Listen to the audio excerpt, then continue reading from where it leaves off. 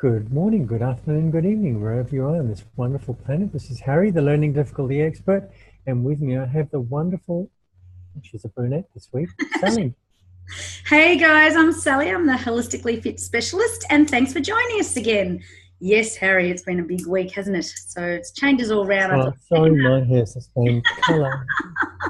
yeah, well, it's the second half of the year, and it's time for lifting and shifting and lifting. So yeah, that's what I'm up to. I'm going to do a little bit of fiddling here, just as a Oh, can't sit still. Oh, right, my legs are topic sore. Oh. is fidgeting and being restless. Mm-hmm. One of the things that I used to say to my kids was, when I was telling them off, correcting them, getting them back onto the straight and narrow. Yeah. Sit still and look at me while I'm talking to you. How dumb is that? Is that what you used to say? That's not like you, Harry, at all. That was the old Harry. Right. Now it's dumb because sitting still isn't good for somebody who's restless, because there's always a good reason for being restless, as there is for any behaviour. And there's a lot of studies out there, there's a lot of evidence, we'll talk about it a bit later, but being restless can support your attention and can help you understand what the other person's saying, particularly if you're in classroom or school, somewhere else that you're finding a bit boring. So it can be a symptom of being bored, but it can also be a symptom of a neurotransmitter deficiency. Yeah, right. And when you fiddle, even doing something as simple as this, or it could be fiddling with your phone or your watch or your nails, if you're a girl, whatever you're fiddling with, or you move the head slightly, you move the collar of cells in the brainstem called the reticular activating system, and that releases dopamine, makes more dopamine available, and if I can say this properly, norepinephrine. Yeah. And both of those things really mimic what Ritalin does. Is that right? Right. Wow. So you would see a lot of kids that sort of sit, and fidget a lot. Well, here I am fidgeting with my pen as we talk about it. No, don't suppress it. Don't suppress it. That was beautiful, Sally. Yeah, yes, but it's a bit like when someone says they've got head lice, and then you sit there and you start itching your head, and it's like we're talking about fidgeting. So I was like fidgeting. Is it? Do you grow out of fidgeting? Do I what? No, probably not. Because if you've got a dopamine deficiency, you've probably got a life. We really don't understand. I mean, dopamine is an ephemeral neurotransmitter. It's either available or it's absorbed, and it's just, the issue is whether you've got enough to meet your needs. And this craze of fidget spinners has engulfed the world. Yes, my kids love them. I've got them stashed in my car. They're everywhere. But they were actually. Tell me the history behind those fidget spinners, because they were actually used as a tool, weren't they, in some sort of therapy? They were used to support attention in those with attention deficits, yes. Right. And they need to be used rather than abused, and they've been banned in many schools because they've been abused. Yep. So the rules for using a fidget spinner effectively are: one, before you grab a fidget, think about whether you need it. Right. If you're not sure, only use it if you think it's going to help with your attention or to calm you down. Wow. And then don't use it if it's going to distract or disrupt other people. That's a social thing. Yeah, social, yeah. And then when you finish, put it away. That's never going to happen from a kid's point of view. Well, it is if the parent has set up this structure before they give the fidget spinner to the kid. But this is the deal, doll. Yeah. Or the teacher, for that matter. Right. So you put it away when you've finished. It goes in the fidget spinner shelf or whatever it is. Yep. Yeah. So they can distract if they're not being used properly. But they came out of therapy. Wow, that's amazing. So we're talking sort of about fidgeting and being restless. And when I think about being restless, I get restless in the legs. Well, I did. And it was really interesting because I did some research into this restlessness in the legs. And it's actually a syndrome. And I didn't realize that. Restless leg syndrome. And when I delved a little bit deeper, so that's where, and it particularly comes on at night time.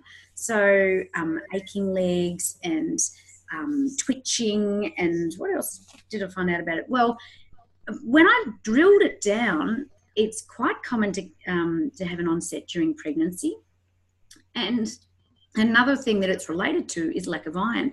Now, when I was extremely iron deficient, long story related to menopause and a whole heap of other issues and hormones, but yeah, my legs at night time, I was tossing and turning in bed, and I didn't think anything about it because it was for at least a year. And then when I was researching it, recently, iron deficiency is a huge link in there, and magnesium. And what was the other thing that I came across? Something else, but yeah, magnesium. That makes sense. Yeah. And I honestly didn't know restless leg syndrome existed. And when I was doing a little bit of research into it, a lot of people weren't sort of realizing that they did have something that's known as a condition, that if you went to the doctor, for example, they would diagnose it as restless leg syndrome and just thought that was something that was common to them. But, the thing about it is that it disturbs your sleep patterns. And then when you're not getting enough sleep, you lose your concentration, your focus, your memory's a bit foggy, all the other things that are relating to sleep deprivation. But this restless leg syndrome, it was at the point, if I was at a seminar, for example, like one of the master's things, I couldn't sit still. Like sitting there for 2 days on a chair, it was literally killing me, aching my legs, just awful. Have you had any experience of it? Because somewhere I was reading it occurs in 1 in 10 people, which is quite high. So that's 10% of the population, but twice as common in women than as it is in men. No, I don't think I have had it, but some of the chairs they have in some of the seminars are so uncomfortable. I know. So that's what I thought, right? But then I found in the last probably year, I've been a lot better at sitting down in these things. But previously, more than 20 minutes, and I'd go crazy, absolutely crazy. That irresistible urge to move your legs because you can't sit still. And but it was just the bottom half, not so much the hands. Like, oh, you've got to fiddle. It's just like the leg readjusting, removing. But at night time, the leg has to come over the covers, back the other way. It's just like, if anyone's sleeping in the bed with me, good luck. But so interesting. So when I assess kids, often if they're really challenged by what I'm asking them to do, they will start rocking on the stool. The movement becomes amplified. In the most extreme case, they will actually fall off the stool. Wow. Just through anxiety. No, it's not anxiety. They're trying their best. They know they've got to, come in and see me for an hour and a half or whatever it is. They're probably being primed by mum, being on their best behaviour. I've had to inhibit mum from saying, sit still, be good, which is their natural inclination. Start fiddling. I say, no, see them as they are. But their need to move is in direct proportion to the amount that I'm stressing them, the amount they have to attend. Yep.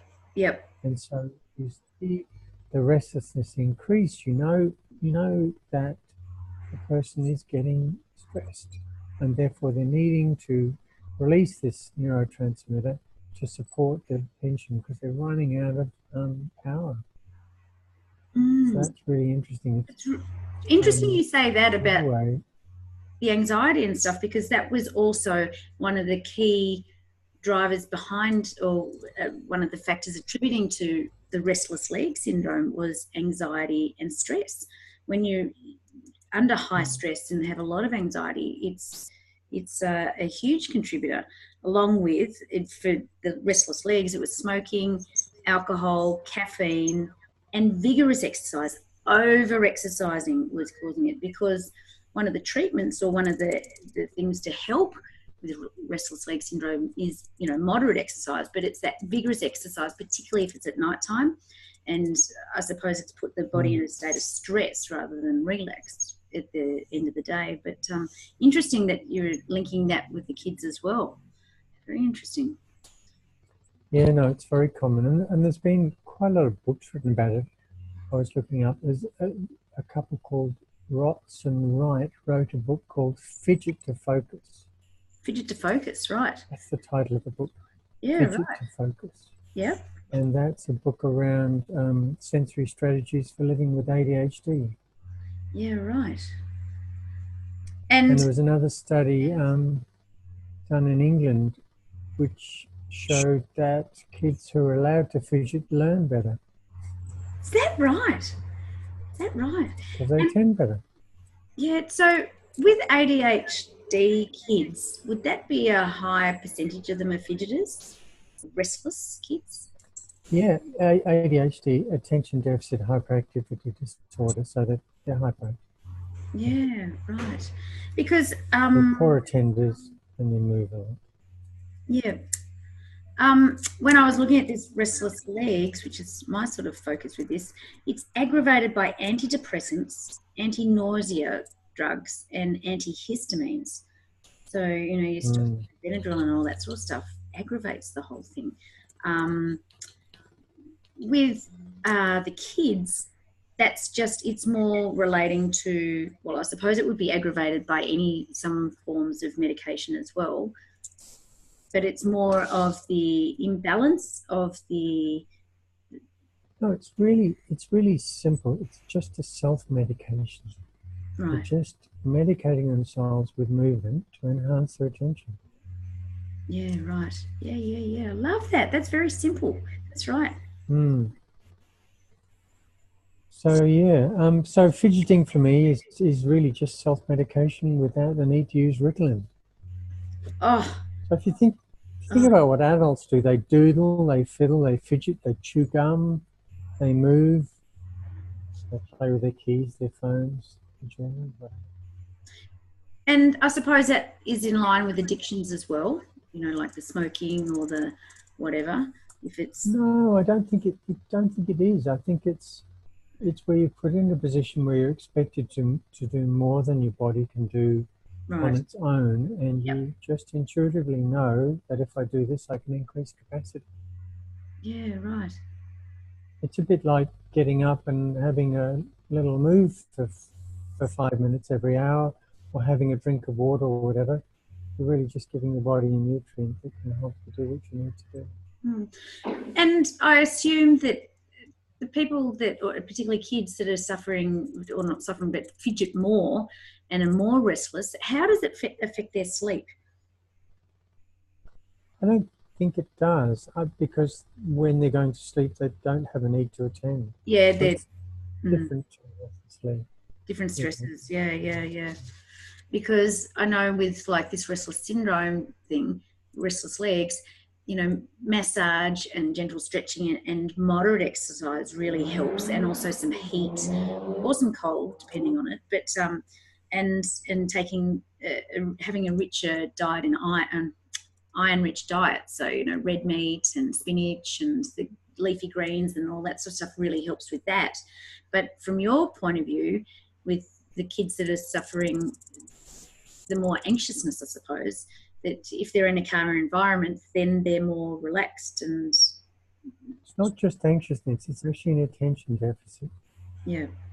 They've got a mind that wanders, they've got a mind that's daydream. They're not either over or understimulated, but they have difficulty sustaining attention.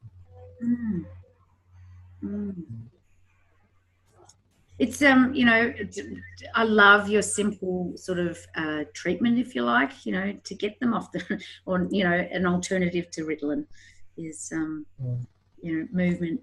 Well, it's a good thing to try and stay off, because long term you can get there are significant side effects.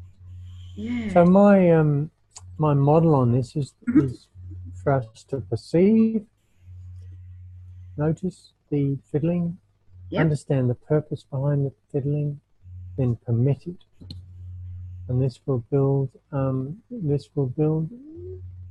attention, build learning. Yeah, fantastic. Fantastic. Love it. I think it's a really interesting topic and something that I don't know enough about, and it's been really fascinating hearing from you because you see that often with your clients and understanding. So don't worry about fiddling with the pen. Celebrate it. Celebrate it. Absolutely, absolutely, yeah. And so we're never going to go back to how we started off when you said, sit still. No, that's right. Yeah. That's right. And if you look away, it's because you're trying to assemble an answer that is coherent and relevant. And Yeah, then when so you've got that in your head, you can look back. yeah, absolutely. Having that understanding of how the behaviour is or why the behaviour is occurring, it helps you then relate and deal with the person. Yeah, fascinating. Well, Harry, thank you very much for discussing this because it's been an eye-opener for me. I've learned a lot. Been good. Yeah. And I'll watch out for that restless leg in bed tonight. I know. Well, it's gone. As soon as I addressed my iron, everything settled down, and it was only when I was researching I've gone, holy poo, that was me. That's what I had. And I didn't even know it existed as a syndrome or as a condition or whatever. And and it's high, 1 in 10. So that's like 10%, and double in women, and particularly high in pregnancy, and particularly high if you've got iron deficiency. So there's a lot of people out there that are sort of tossing and turning at night time, which is when it mainly occurs. So You don't want to be in the bed with them, like having a kangaroo next to you. Exactly. Yeah, I'll pass on that one. Sort out your legs, lady. All right, Harry. Well, I look forward to chatting with you again next week. I wonder what we'll be discussing then. So no idea. I'll have to work something out. All right, darling. Well, you have a great week and look after yourself. And well, we'll chat to you then. And encourage anybody to leave any comments or some feedback, like us, or ask about any topics that we could discuss for you. It'd be great. We'd love to do it. Okay. See you next week. Then, darling. Bye.